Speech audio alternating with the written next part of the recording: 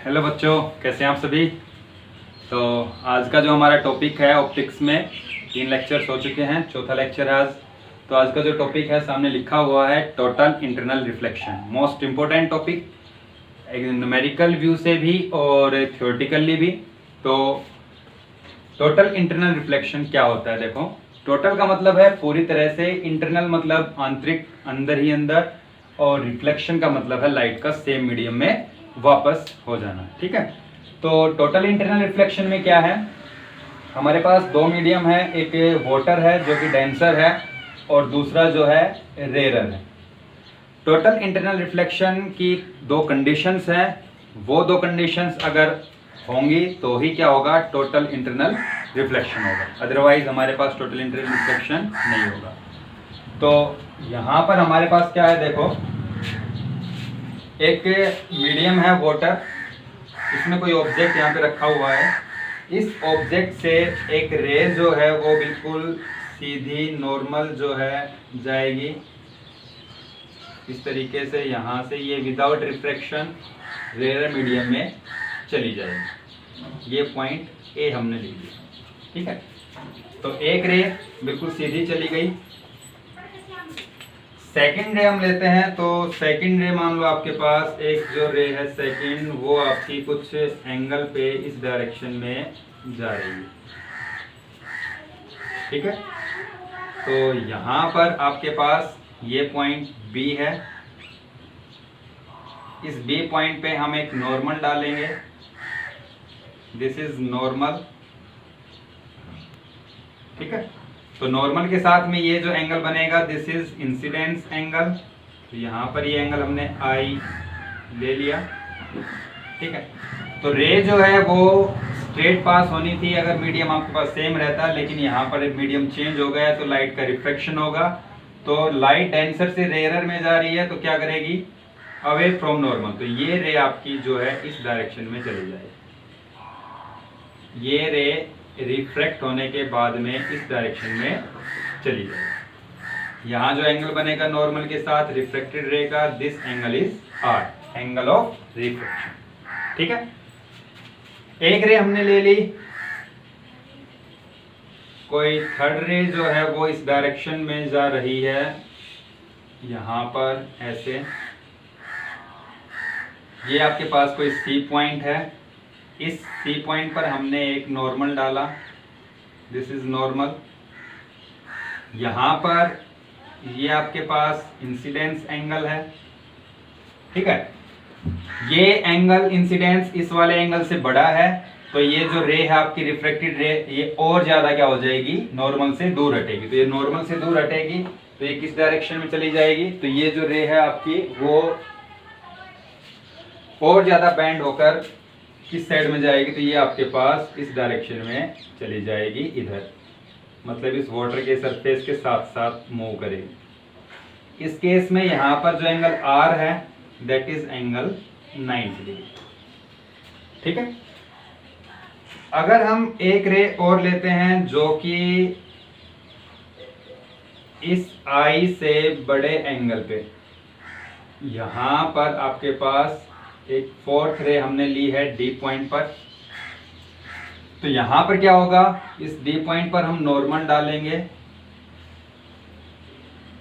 ठीक है। ये रे और ज्यादा बैंड होगी तो ये क्या करेगी, ये वापस से इसी मीडियम में रिफ्लेक्ट हो जाएगी, इसके अंदर, वाटर के अंदर। तो यहां जो आपके पास डी पॉइंट है, इस डी पॉइंट पर लाइट का जो हो रहा है that is TIR, total internal reflection. ठीक है। ये फर्स्ट रे जो बिल्कुल स्ट्रेट चली गई, परपेंडिकुलर जा रही है, बिल्कुल स्ट्रेट, रिफ्लेक्शन नहीं होगा इसका। सेकंड रे जो है कुछ एंगल है आपके पास आई एंगल, तो ये जो आपकी रिफ्लेक्टेड रे है ये रेयर मीडियम में चली जाएगी।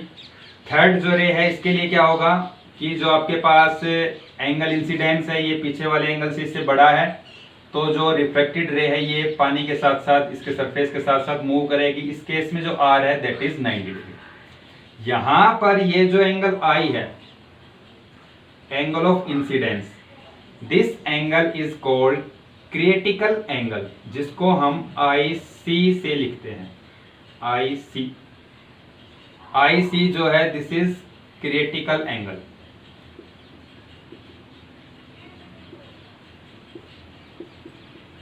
ठीक है, और इसके बाद में जितनी भी रेज है वो सारी आपके पास, जहां यहां पर जो एंगल ऑफ इंसिडेंस है ये आपका ग्रेटर देन होगा किससे, क्रिटिकल एंगल से, आई सी से। आई सी ये है क्रिटिकल एंगल, इससे के बाद की जितनी भी रेज है वो रेज जो इंसिडेंस एंगल होगा क्रिटिकल एंगल से क्या होगा, बड़ा। तो जब इंसिडेंस एंगल क्रिटिकल एंगल से बड़ा होगा तो जो रे है ये वापस से उसी मीडियम में रिफ्लेक्ट हो जाएगी। कौन से मीडियम में, जो आपके पास डेंसर मीडियम है उसके अंदर रिफ्लेक्ट हो जाएगी। इस डी पॉइंट पर जो लाइट का है that is total internal reflection. तो कब होगा टोटल इंटरनल रिफ्लेक्शन, देखो पहली कंडीशन क्या है टी आई आर होने की। हम यहाँ पर बात करते हैं कंडीशन की, जो कंडीशंस है टी आई आर के लिए, कंडीशंस क्या क्या होनी चाहिए फॉर टोटल इंटरनल रिफ्लेक्शन।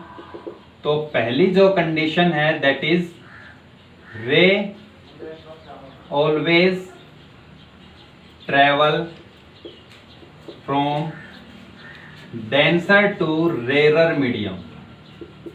रे हमेशा डेंसर से रेरर मीडियम में जाएगी तभी टोटल इंटरनल रिफ्लेक्शन होगा। एक कंडीशन तो ये है हमारे पास, ठीक है।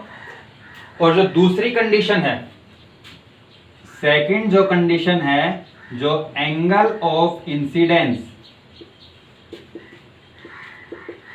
Always be greater than critical angle. ठीक है, ये दो कंडीशन होगी तो ही हमारे पास क्या होगा, टोटल इंटरनल रिफ्लेक्शन। ठीक है, अगर टोटल इंटरनल रिफ्लेक्शन की स्टेटमेंट की बात करें तो क्या है कि जब भी कोई रे, लाइट की कोई रे जो है वो डेंसर से रेरर मीडियम की तरफ जाएगी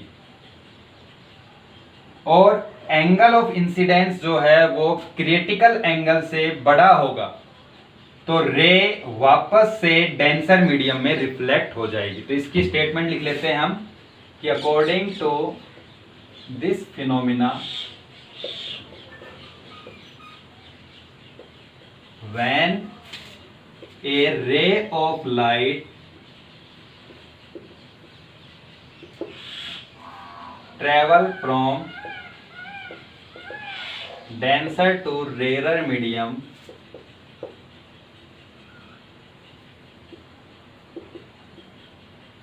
at an angle of incidence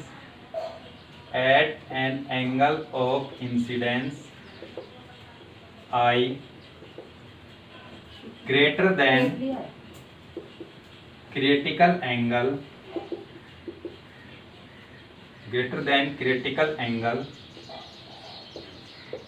then this ray reflect back in denser medium। ठीक है, जब भी कोई रे डेंसर से रेरर की तरफ जाएगी और angle of incidence critical angle से बड़ा होगा तो लाइट की जो रे है वो वापस से उसी मीडियम में रिफ्लेक्ट हो जाएगी। इससे पहले जो आपके पास है एंगल, वो एंगल क्या है, क्रिटिकल एंगल। तो क्रिटिकल एंगल कब होगा, वो इंसिडेंस एंगल जिसके लिए आर की वैल्यू कितनी होगी, 90 डिग्री होगी। क्रिटिकल एंगल की स्टेटमेंट लिख लेते हैं हम। क्रिटिकल एंगल क्या होता है, क्रिटिकल एंगल क्या है, the angle of incidence in कौन से मीडियम में बन रही है एंगल ऑफ इंसिडेंस, डेंसर में, in denser medium for which angle of refraction in rarer medium becomes 90 degree। वो एंगल ऑफ इंसिडेंस जिसके लिए, वो एंगल ऑफ इंसिडेंस कौन से मीडियम में, डेंसर मीडियम में, जिसके लिए एंगल ऑफ रिफ्रैक्शन 90 डिग्री हो जाता है तो उस एंगल ऑफ इंसिडेंस को हम क्या बोलेंगे, क्रिटिकल एंगल। ठीक है, तो क्रिटिकल एंगल क्या होता है, वो एंगल ऑफ इंसिडेंस जिसके लिए एंगल ऑफ रिफ्रैक्शन जो है वो कितना हो जाएगा 90 degree, that angle is called critical angle. ठीक है।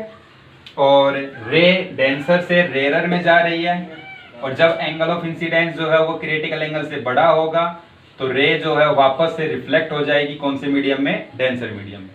अगर angle of incidence critical angle से छोटा होगा तो जो रिफ्रैक्टेड रे है वो रेयर मीडियम में चली जाएगी। तो क्रिटिकल एंगल से छोटे एंगल वाली सारी रेज मीडियम से बाहर जो डेंसर से रेयर में चली जाएगी। क्रिटिकल एंगल से बड़े एंगल पे जो लाइट जाएगी वो वापस से रिफ्लेक्ट हो जाएगी कौन से मीडियम में, डेंसर में। तो जो TIR है वो उसी एंगल पे होगा जब एंगल क्रिटिकल एंगल से क्या होगा, बड़ा होगा। अगर छोटा हुआ तो TIR नहीं होगा, रेज आपकी रेयर मीडियम में चली जाएगी। क्लियर। तो ये दो कंडीशन है, हमेशा डेंसर से रेयर में जानी चाहिए रे, और दूसरा एंगल ऑफ इंसिडेंस हमेशा ग्रेटर देन होना चाहिए किससे, क्रिटिकल एंगल से। ठीक है। इसके बाद में आती है हमारे पास रिलेशन, हमें निकालनी है एक रिलेशन बिटवीन क्रिटिकल एंगल, एक रिलेशन हमें बतानी है किस किस के बीच में, critical angle and refractive index. Refractive index जो है आपके पास वाटर का एयर के रेस्पेक्ट में, इन दोनों के बीच में आपको एक रिलेशन फाइंड आउट करनी है। ठीक है। Relation between critical angle and refractive index of water with respect to air. तो कैसे करेंगे, देखो यहां पर जो क्रिटिकल एंगल है वो कौन से पॉइंट पे बन रहा है, सी पॉइंट पर। सी पॉइंट पर जो एंगल ऑफ इंसिडेंस है वो आपके पास क्या होता है, क्रिटिकल एंगल यहां पर। ठीक है। जिसके लिए आर कितना 90 डिग्री। तो एट सी पॉइंट पर हम रिफ्रैक्शन जो आपके पास स्नेल्स लॉ है उससे क्या आएगा, तो सी पॉइंट पर रे कहां से आ रही है, वाटर से। तो वाटर का रिफ्रैक्टिव इंडेक्स कितना है, mu W multiply sine angle कितना है यहां पर IC, तो sine IC is equal to कौन से मीडियम में लाइट जा रही है, एयर में। तो एयर का refractive index mu A multiply sine R। ठीक है। तो यहां से क्या हो जाएगा, साइन IC divided by sine R को हम इधर लिख लेंगे, sine R is equal to refractive index of air upon में रिफ्रैक्टिव इंडेक्स ऑफ वाटर। ठीक है। तो यहां पर जो आपका सी पॉइंट है, एट सी पॉइंट पर जो R की वैल्यू है दैट इज 90 डिग्री। तो साइन IC अपॉन में साइन R की जगह 90 डिग्री इज इक्वल टू, ये क्या चीज होगी, रिफ्रैक्टिव इंडेक्स ऑफ एयर। ऊपर क्या है आपके पास, एयर अपॉन में वाटर। तो refractive index of air with respect to water, तो ये हो जाएगा साइन IC, और साइन 90 की वैल्यू होती है 1। तो sine IC is equal to refractive index of air with respect to water. हमें किसका रिफ्रैक्टिव इंडेक्स लिखना है, वाटर का एयर के रेस्पेक्ट में। तो हमें पता है कि refractive index of air with respect to water जो है वो किसके बराबर होगा, 1 upon refractive index of water with respect to air. तो हमारे पास यहां पर sine IC is equal to क्या हो जाएगा, ये 1 upon refractive index of water with respect to air. तो ये रिलेशन है क्रिटिकल एंगल IC और refractive index of water with respect to air, इन दोनों के बीच में। तो ये हमारे पास पूरा टॉपिक है टोटल इंटरनल रिफ्लेक्शन का। ठीक है। तो कब होता है टोटल इंटरनल रिफ्लेक्शन, जब कोई भी रे डेंसर से रेयर मीडियम में जाती है और एंगल ऑफ इंसिडेंस जो है क्रिटिकल एंगल से बड़ा होगा, तब लाइट का टोटल इंटरनल रिफ्लेक्शन होगा। क्रिटिकल एंगल क्या होता है, क्रिटिकल एंगल डेंसर मीडियम में वो इंसिडेंस एंगल होता है जिसके लिए एंगल ऑफ रिफ्रैक्शन कितना हो जाएगा, 90 degree. That incidence angle is called critical angle. जो दो कंडीशन है TIR की, क्या क्या है, रे हमेशा डेंसर से रेयर में जानी चाहिए, और दूसरी कंडीशन एंगल ऑफ इंसिडेंस आई जो है वो हमेशा क्रिटिकल एंगल से बड़ा होना चाहिए।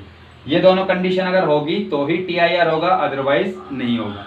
ठीक है, तो फिर हम इसकी एप्लीकेशंस के बारे में पढ़ेंगे। तो पहले ये जो टॉपिक है आपको ये क्लियर होना चाहिए, इसका कॉन्सेप्ट क्या है, और फिर हम जो है इसकी 4 एप्लीकेशंस है TIR की, जिसमें मिराज आपके पास है, ब्रिलियंस ऑफ डायमंड है, और टोटल रिफ्लेक्टिंग प्रिज्म्स है, और आपके पास जो ऑप्टिकल फाइबर्स है। ये 4 एप्लीकेशन है जो हम नेक्स्ट वीडियो में करेंगे।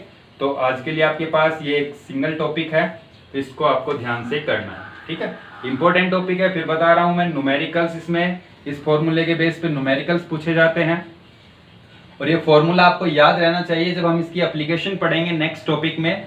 तो इस फॉर्मूले की हेल्प से हम वहां पर क्रिटिकल एंगल निकालेंगे अलग अलग मीडियम के लिए, डायमंड के लिए, फिर मिराज जब हम पढ़ेंगे उसमें, या फिर जो आपके पास टोटल रिफ्लेक्टिंग प्रिज्म्स है उनके अंदर। तो ये आपके पास फॉर्मूला इंपॉर्टेंट है for numerical and next topics. Okay, तो आज के लिए ये है, फिर मिलते हैं नेक्स्ट वीडियो में, तो नेक्स्ट लेक्चर में इसकी एप्लीकेशंस के साथ। तो आज ये कर लेना। Okay, bye.